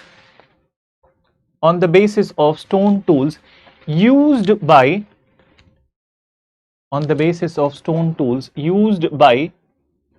early human beings.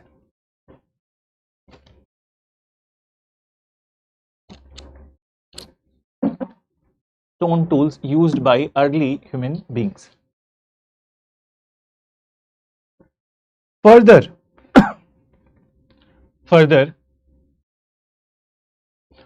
on the basis of development in tool technology,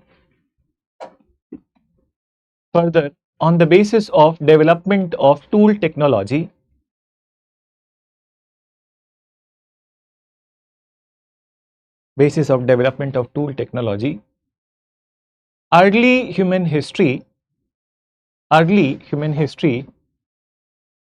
has been divided into, or classified लिखना, divided मत लिखो, right? has been classified into three phases. Has been classified into three phases.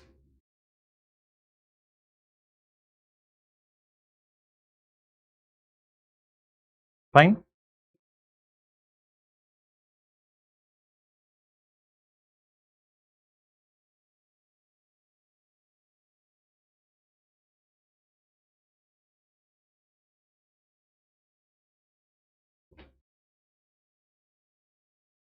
Classified into three phases. That is actually just I would mentioning it, but then I would just add one part to it. See, we all are not inborn very well equipped with all the traits of intelligence and all the competence in every language.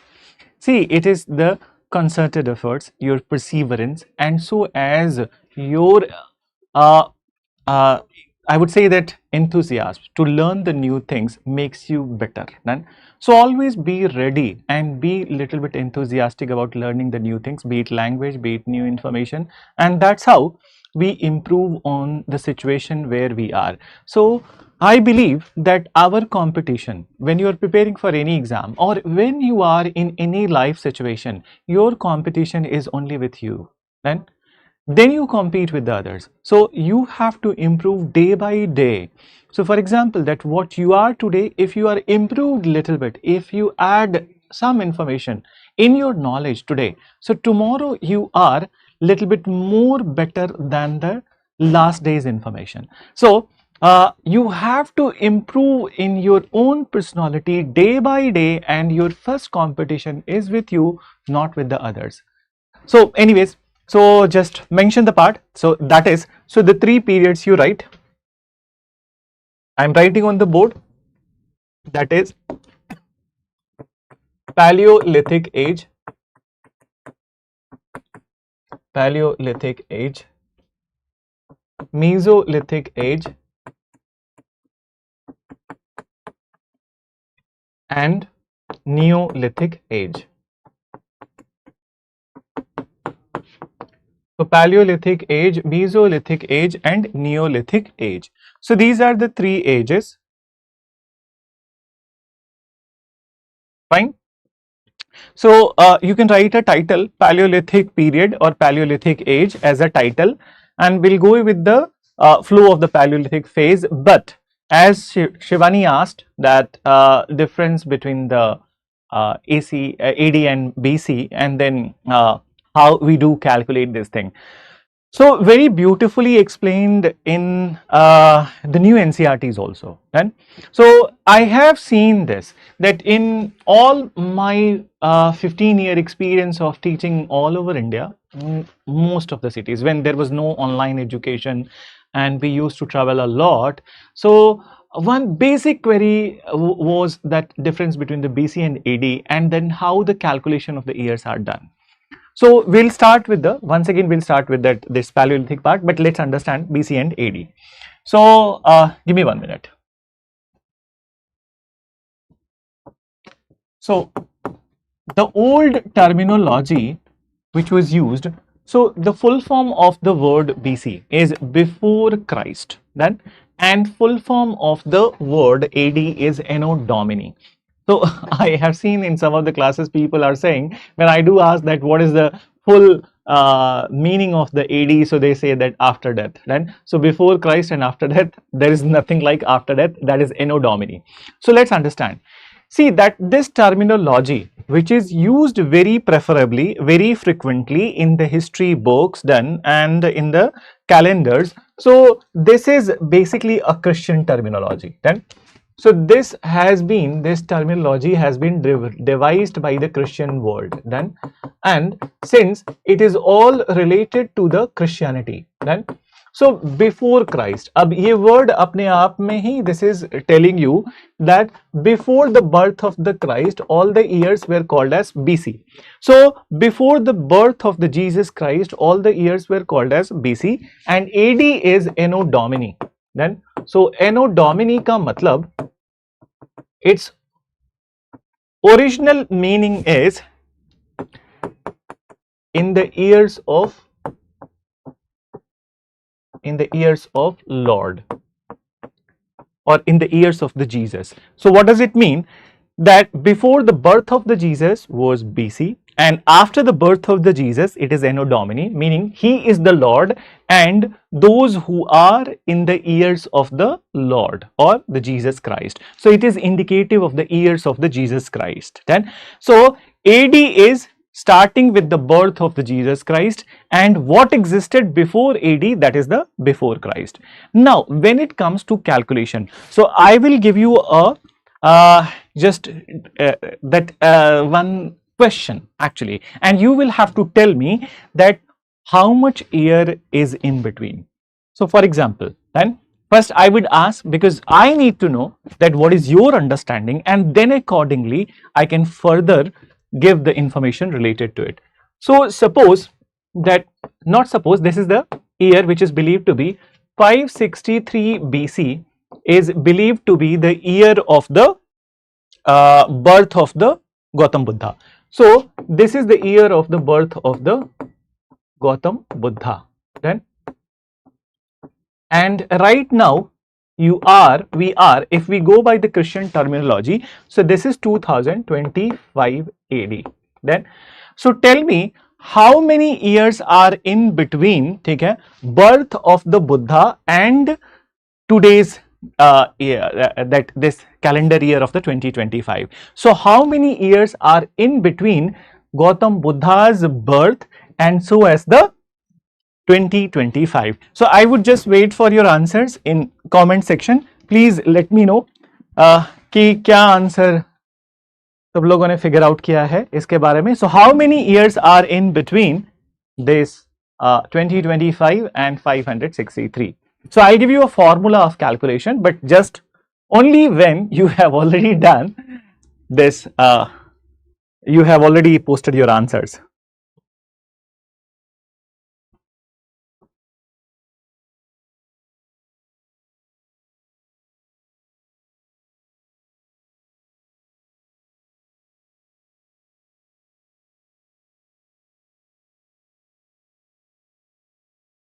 So yes, Piyush, Sony, Kishore, ठीक है, and Subardnil, everybody has mentioned 2588. And any other answer? So all of you, yes, 2588, most of you have given this answer. Rakshita has said 2587. Why a different answer, Rakshita? Just let me know that why a different answer. Rest of the people have given 2588 and Rakshita has mentioned 2587.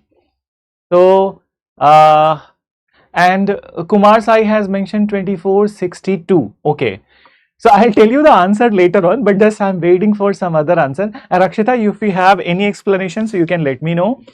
And rest of the people, 2588 पे काफी लोग हैं. Dipanvita is also, Mansi has also written 2588. Okay.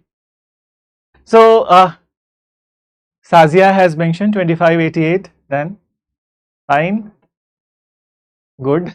So at least that you're doing some exercise. I'm very happy that you're doing the exercise. And then chalo, so now is the Abhishek has mentioned 2589.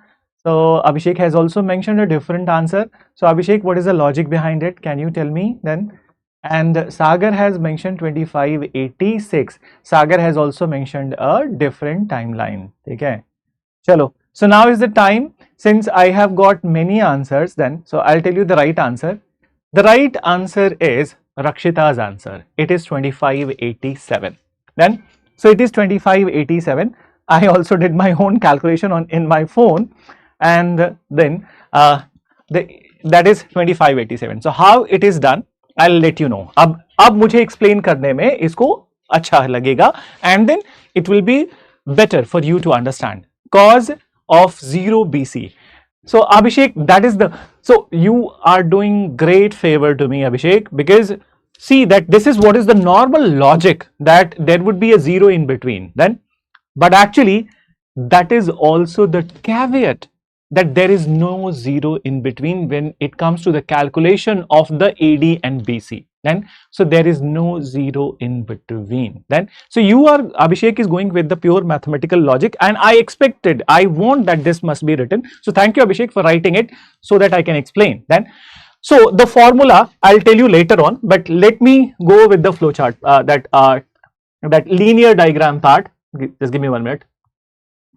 So in the calculation of the ages between the BC and AD is that, so normal XY line, ठीक है, mathematics में पढ़ते हो ना XY line. So XY line में that generally क्या होता है, that in the middle there would be a zero, then and this side you consider +1, +2, ठीक है, and +3, so on so forth.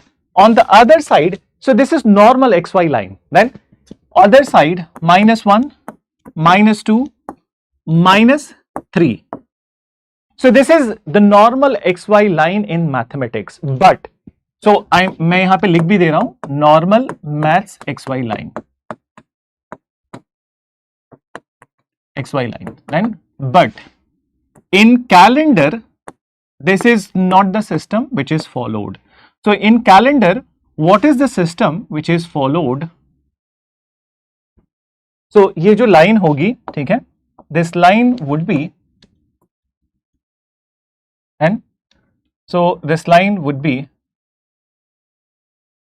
+1 and -1. There is no zero in between. Then so +2, +3, +4, -2, -3, -4, so on so forth. So in the calculation of the calendars there would not be any, okay, there would not be any zero. That's why the difference between +1 and -1 is just 1. So this is how it is calculated, and the formula which is there, अगर कुछ भी नहीं समझ में आ रहा है तो I'm just giving you a formula. In formula, what is this formula, that how to calculate it? So what we wrote, that Buddha's birth in 563 BC, ठीक है, and the year that we mentioned is 2025. Then so 2025 plus 2025 and then you -1, then so the answer would be that 2587. So answer is 2587. अब after this I am just giving you another situation. अब मुझे right answer चाहिए, I want right answer from you, so I am giving you another situation, ठीक है. So this is the formula, that whichever year is asked, add up, and then after -1 from it you get the ages in between. Now so I'm giving you another part of it, ठीक है. So now a different thing, ठीक है, that Ashoka came to power. So next question, give me 1 minute. Ashoka became ruler of the Maurya dynasty in 269 BC. So Ashoka became the ruler of the Maurya dynasty in 269 BC. And then after, let's write about the other ruler, Samudragupta. So both are considered to be the Chakravarti Samrats of India. And Samudragupta came to power, he became the ruler of the Gupta dynasty in 335 AD. Then, so now, how many years are in between the Ashoka's rule and Samudragupta's rule? Now you calculate, and I want right answer from all of you. So calculate करके जल्दी से मुझे बताओ that what would be the right answer. Do the calculation.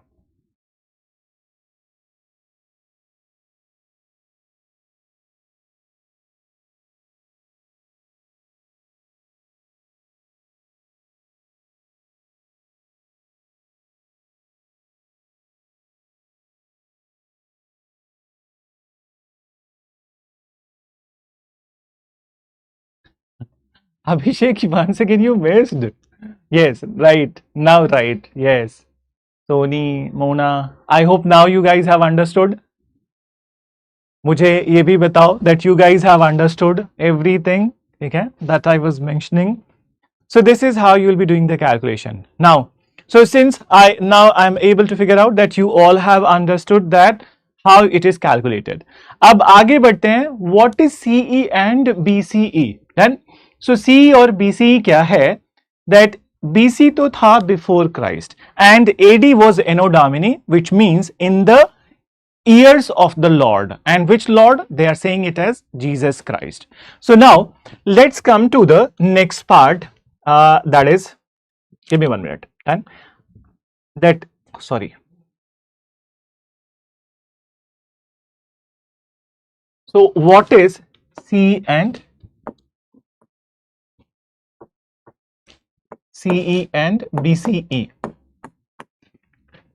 So understand that जैसे, ठीक है, BC was before Christ and Anno Domini was, that AD was Anno Domini. So both the terms are related to Christianity.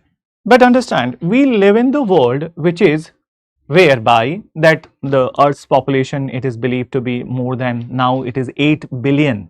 Okay, people are there on the planet Earth, and 8 billion people, not all of them are the followers of the Christianity. Then there are the followers of the Islam, Hinduism, Buddhism. Then, and if you look at China, so in China, I don't know you have idea or not, but in China, people don't follow, majority of the people don't follow any religion. China is majorly an kind of a atheist country. And so it is an atheist country. Near about 75% people don't follow any religion. So why a person, suppose that if you are a Hindu, if you are a Muslim, so why you will use a terminology related to Christianity?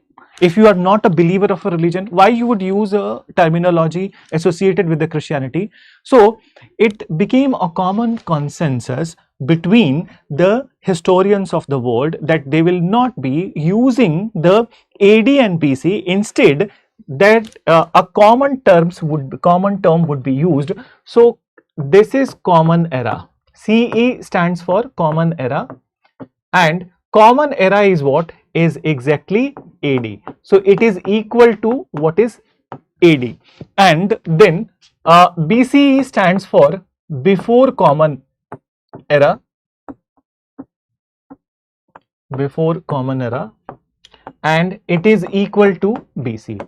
So actually what is BCE is exactly BC, but then for a much broader perspective, AD right now it is used as CE, it is written as CE, and BC is written as BCE. So this is what, if you come across these terms in your books, so don't be little afraid of you, they are not different, they are the same things. Right? So I hope all of you have understood. If understood, so let's move. Fine. So now you write a title, Paleolithic Age. Paleolithic Age. Mention.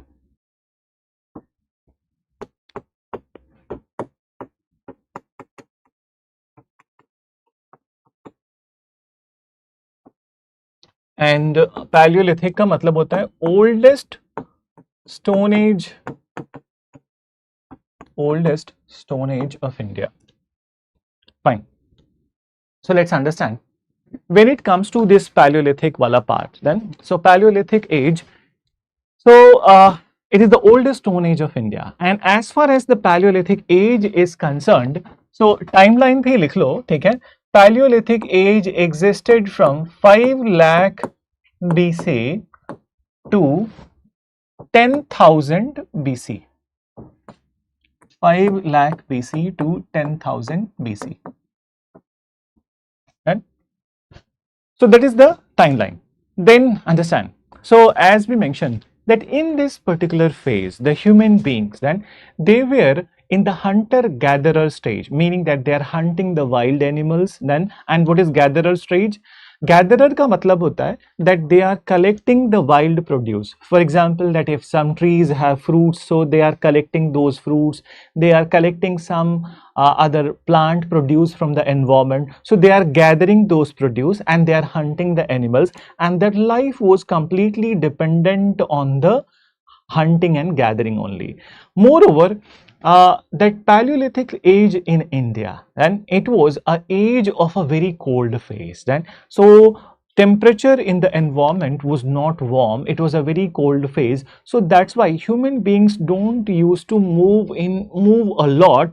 In fact, they used to reside inside the caves. Then, so inside the caves, because outside it is too cold, so they cannot disperse for very long distance, but they were concentrated in some areas. Then, moreover, when it comes to the hunting part, so in hunting part they are using different type of the stone tools, and over the period the technology, the shape and size of the stone tools started to change and their effectiveness started to change. So when the shape and size and technology of tools started to change, so on the basis of it, Paleolithic age, we further subdivided it into the three phases, that is lower Paleolithic, middle Paleolithic and upper Paleolithic. So just write few words about it, then mention. Then, so that in this age, in this age,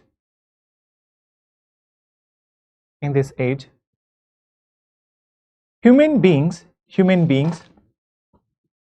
were completely dependent on hunting and gathering. Human beings were completely dependent on hunting and gathering for their sustenance. For their sustenance.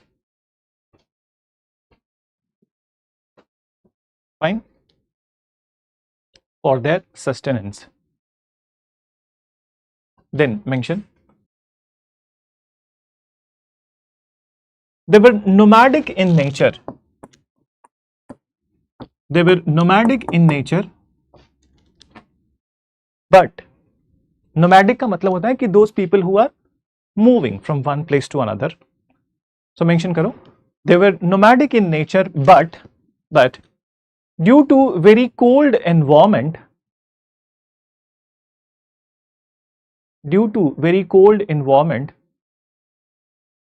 their dispersion,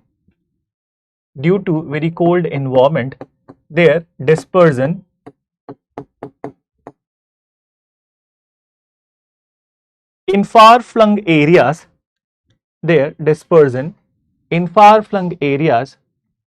was limited. Dispersion in far-flung areas was limited.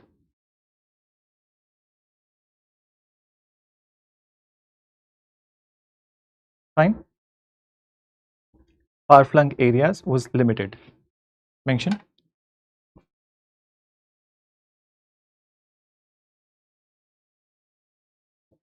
They usually resided. They usually resided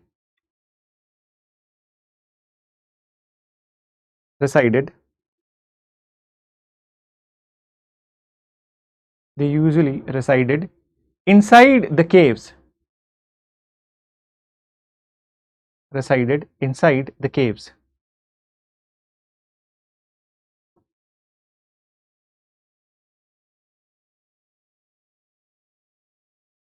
And inside the caves. Then mention. On the basis of stone tools used by them,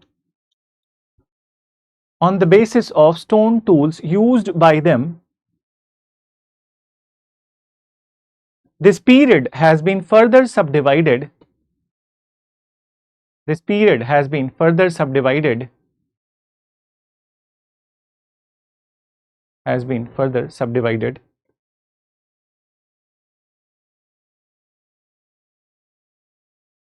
Into three subphases.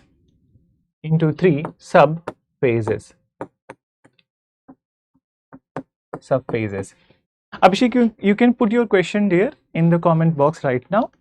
I'll address it. Subphases. So let's write the very first subphase. अब लिखो यहाँ पे. So 3 subphases.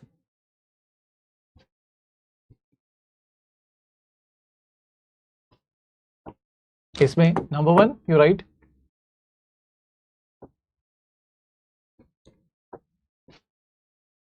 lower Paleolithic age.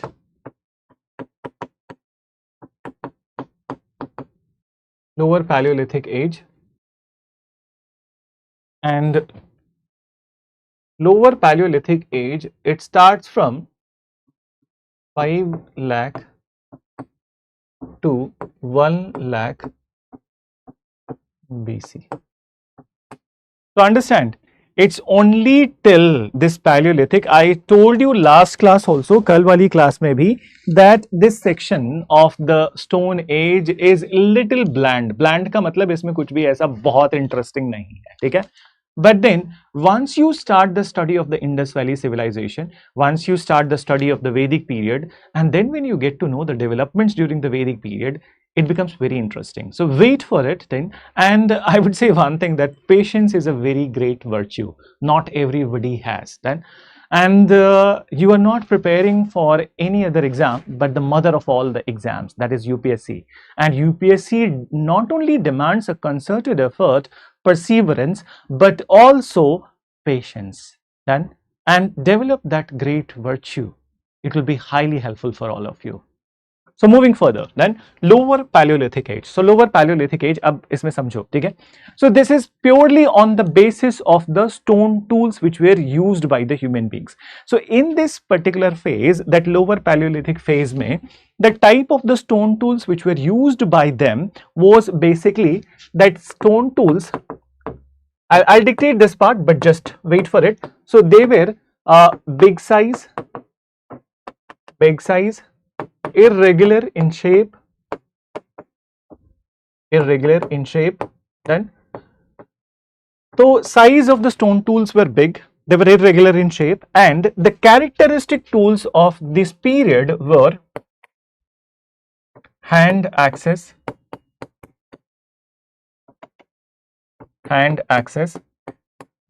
cleavers and choppers. So these were the stone tools which were used by them. And moreover, hand axes, cleavers and choppers. Hand axes तो समझ में आ रहा है, ठीक है? I hope you know it. What is cleaver? Cleaver is for the cleaving purpose, then like this way, ठीक है? Cleaving, or you must have seen that particularly in some that meat shops, then that people used to cleave the flesh, then so cleaving. And chopping is like that. This term is very much used in the kitchen, that onions ko chop kar do, garlic ko chop kar do. So I hope you know the process. So the tools were like this only, then so hand axes, cleavers and choppers. Then moreover, when it comes to that which all parts of India this type of the things or these type of the tools were identified. So Narmada Valley is the area where it was identified. Then uske alawa in the Narmada Valley itself, Bhimbhetka is the very important place. Bhimbhetka is in Madhya Pradesh, where these all kind of tools were identified. And so likho, isme mention karo that in this period, human beings used big size stone tools.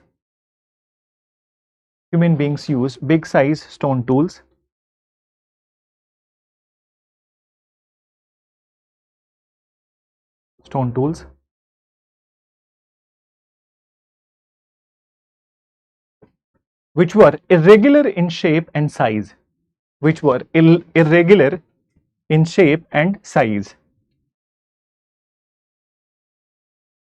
Irregular in shape and size. Full stop. Then mention.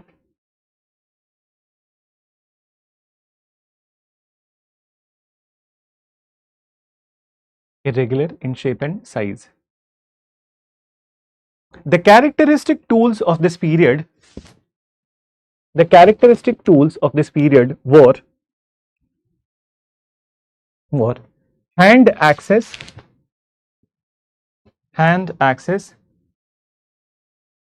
cleavers,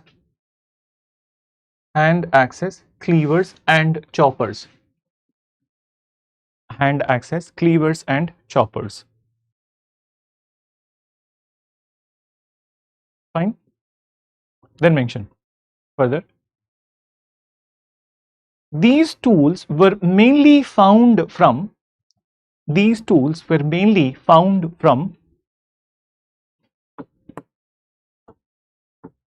Bhimbetka,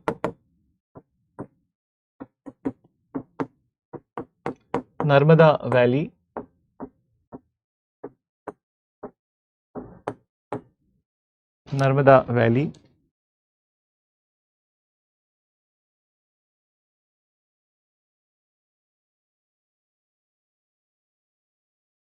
mainly found from Bhimbetka and Narmada Valley in Madhya Pradesh, in MP. Fine. Now, so in this phase, only this much. Let's move to the next phase, that is the Middle Paleolithic phase. So, mention next one. Number 2, Middle Paleolithic phase.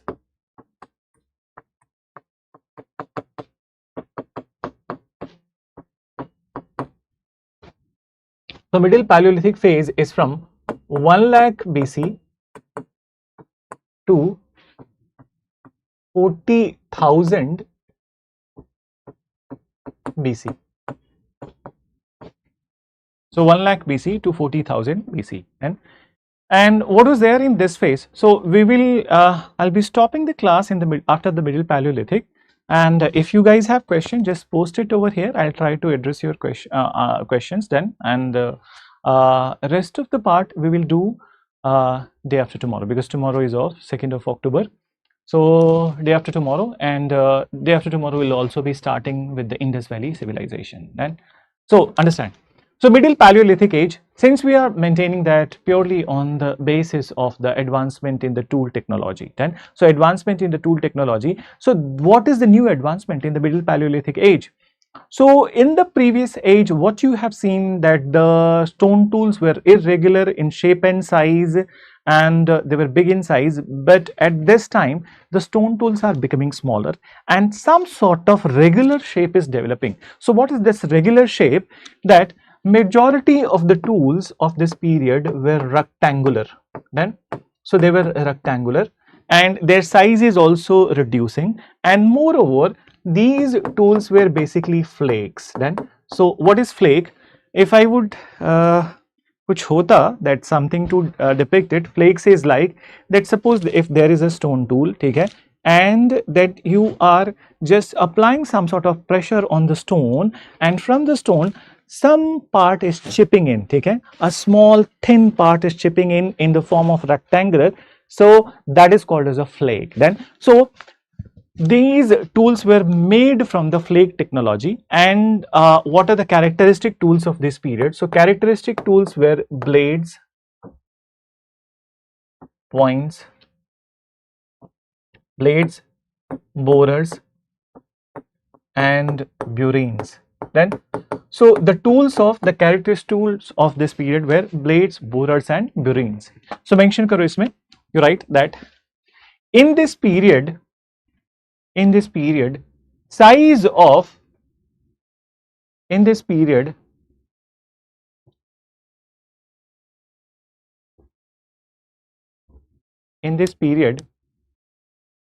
size of stone tools reduced.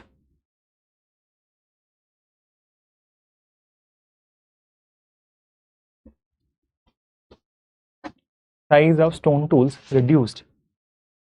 Then mention stone tools reduced. Now rectangular shaped tools were created. Rectangular shaped tools were created.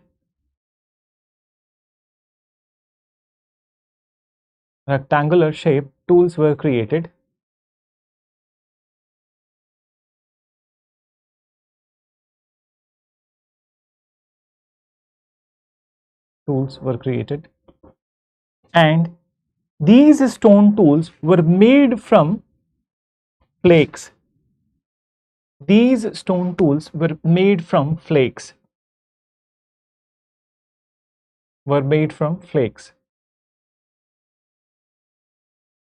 Fine. Then further you write These stone tools were made from flakes. The characteristic tools of this period,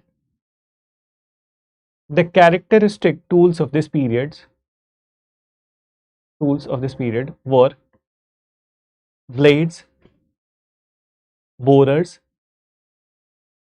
and burines. Blades, borers, and burines.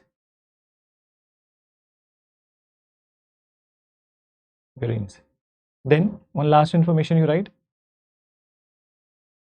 These tools were also found from Bhimbhetka area of Madhya Pradesh.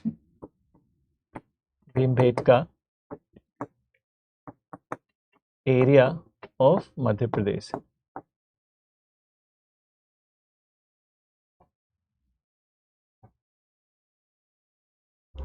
Fine.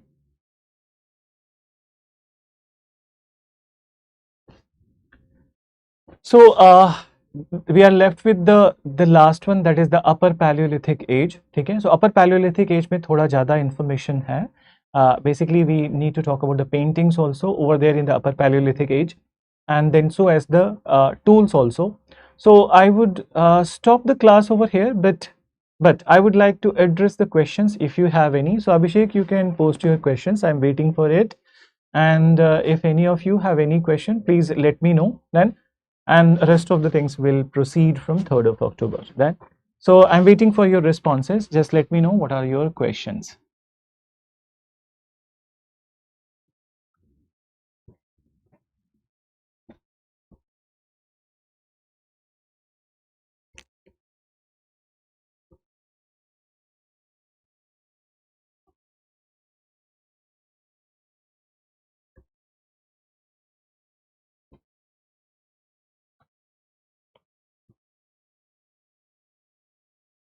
So I'm waiting for your questions. ठीक है? Already posted. Burines, ठीक है? So Sony has asked what are the burines then. So burines समझने के लिए, I hope you guys have a little bit of knowledge of the chemistry then. So burines are particular shapes. जैसे चलो I'll tell you, ठीक है? There are some salt. पानी में उन salts को, ठीक है, if you put it in the water then, and those salts those which crystallize, so what happens that कि रात भर छोड़ दो and morning में क्या होता है कि वो crystallize करके इस type का shape आता है. So next class I'll also draw the images of these tools also. आज तो नहीं कर पाए, next class में हम पक्का करेंगे, ठीक है? तो wait for 1 minute, ठीक है? तो burines look like this way. Sorry.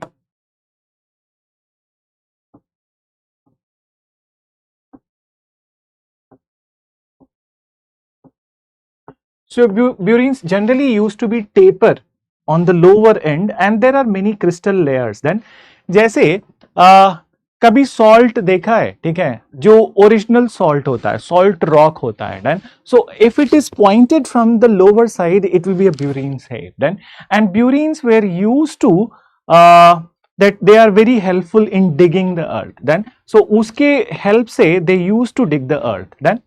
Then sir, from BCE we will calculate from backward, sir. Yes, you will be calculating backward, dear. Then, sir, does any incident that took place in Mahabharata, Ramayana is mentioned? We will be having a discussion on the Mahabharata and Ramayana, dear. Then, and Mahabharata part we will be reading, or I'll be referring to that part during the Vedic age. Then, and after new NCRT, ठीक है, you must do Mehboob that new NCRTs you can read, and old NCRTs also you can read. So the NCRTs which I mentioned to you, new NCRT may it will not take much time, old NCRT will take time. So I would recommend to you that old NCRT after a particular section, okay, suppose if 5-6 classes are completed, so then after you read those 5-6 classes material from the old NCRT, and new NCRT you can read anytime. Whenever you want, you can read it anytime. But old NCERTs only after certain section of the classes are over, then you study. फिर उसके बाद के section जो बचते हैं, ठीक है, when I'm completing in the class, then once it is over, so then read it, so that you'll be able to keep a very good pace with it. Then crisp notes depends there. Then that first let's the classes get completed and assess that how well you are able to grasp and remember the things, and then after second third reading you can create a crisp note. Then so not right now, क्योंकि देखो अभी बनाओगे तो understanding is not very good, then but later on understanding will further develop. Then so my question regarding timeline, please go through it once. I think I have already addressed Abhishek, but then I cannot scroll down because it is not on some laptop, it is done from somewhere else. So you can repost that question, it will be visible to me because there is no cursor with me right now. So crisp notes you can create only after 2-3 revisions of entire syllabus and once the classes are completed. So then only you do. But right now just go with the flow of the class and revise the class notes, and so as the after 5-6 classes you can go with the NCERT. Then fine. So chalo, so I would wind up, and Abhishek, your question is not visible to me there. You can post it next day also. Take care. I'll try to address it. Then so meet you guys on 3rd of October. Then till then, bye and very happy Dasara and Navratri to all of you. Thank you.